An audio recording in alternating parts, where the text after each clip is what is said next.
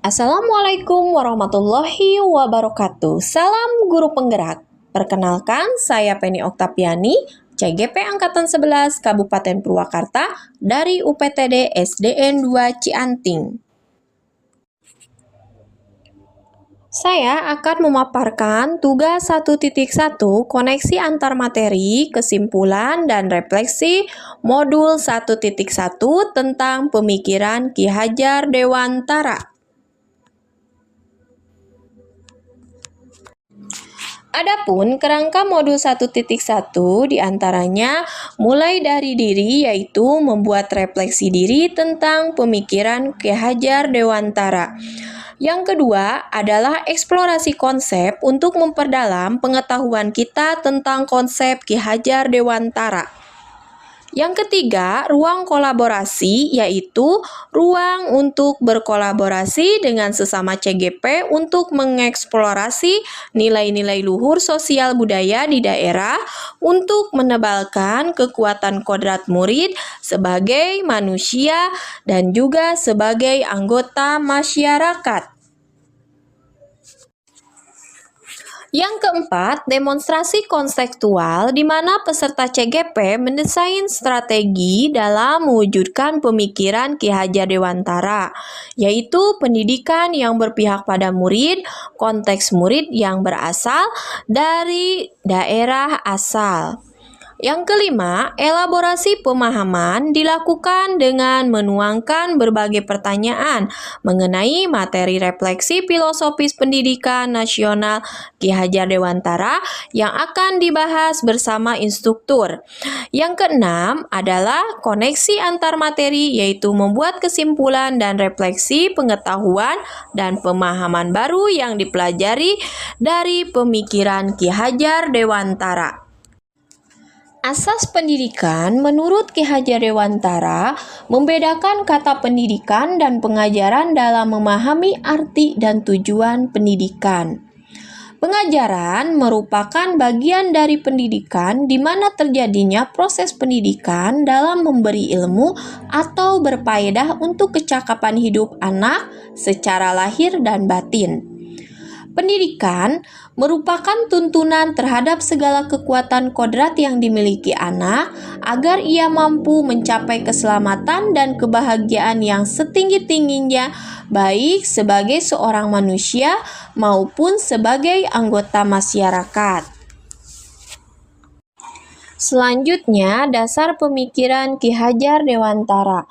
Yang pertama yaitu sistem Among, artinya menuntun. Yang kedua, sesuai dengan kodrat alam dan kodrat zaman. Yang ketiga, berpihak pada murid. Yang keempat, budi pekerti. Yang kelima, trikon Ki Hajar Dewantara, kontinu, konvergen, konsentris. Yang keenam, merdeka lahir dan batin. Yang ketujuh, bukan tabula rasa. Yang kedelapan, petani seperti petani, tukang kebun kehidupan. Hal yang saya percaya tentang murid dan pembelajaran di kelas sebelum mempelajari modul 1.1. Yang pertama yaitu pembelajaran lebih dominan dilakukan oleh guru. Yang kedua, siswa diperlakukan dengan cara yang sama. Yang ketiga, sering mengeluh jika banyak siswa yang tidak tuntas setelah diberikan evaluasi. Keempat, ketuntasan belajar siswa dilihat dari nilai KKM dan aspek kognitifnya saja. Kelima, pembelajaran lebih banyak dilakukan dengan membaca dan menulis saja. Yang keenam, ketuntasan penyampaian materi lebih penting daripada memahami karakteristik siswa. Kemudian, setelah saya belajar pemikiran filosofis Ki Hajar Dewantara dan merefleksi diri, hal yang berubah dari pemikiran atau perilaku saya setelah mempelajari modul ini yaitu pertama, pembelajaran lebih banyak melibatkan siswa. student center. Yang kedua, siswa diperlakukan sesuai dengan karakteristiknya masing-masing.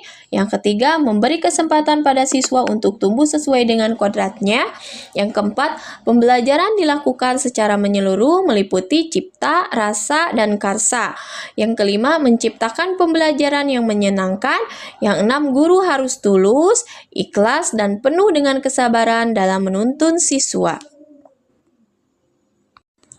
Hal yang segera saya terapkan lebih baik agar kelas saya mencerminkan pemikiran Ki Hajar Dewantara, yaitu yang pertama, mengenali karakteristik adab kebutuhan siswa dalam belajar dengan menjalin komunikasi yang baik.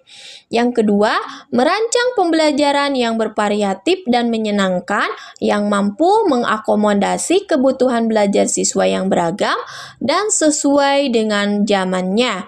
Yang ketiga, melibatkan siswa dalam kegiatan belajarnya student center melalui model pembelajaran yang bervariatif dan berbasis aktivitas. Yang keempat, yaitu pembelajaran dilakukan dengan cara menuntun dan tidak menuntut. Yang kelima, yaitu pembelajaran tidak hanya berfokus pada kognitif saja, melainkan juga memperhatikan aspek afektif dan psikomotorik siswa. Dengan adanya filosofis pemikiran Ki Hajar Dewantara, harapan ke depannya yaitu guru dan murid dapat berkolaborasi untuk menginisiasi atau menciptakan kedalaman, rasa takjub dan kasmaran, spiritual, intelektual, dan sosial untuk mencapai keselamatan dan kebahagiaan sebagai manusia.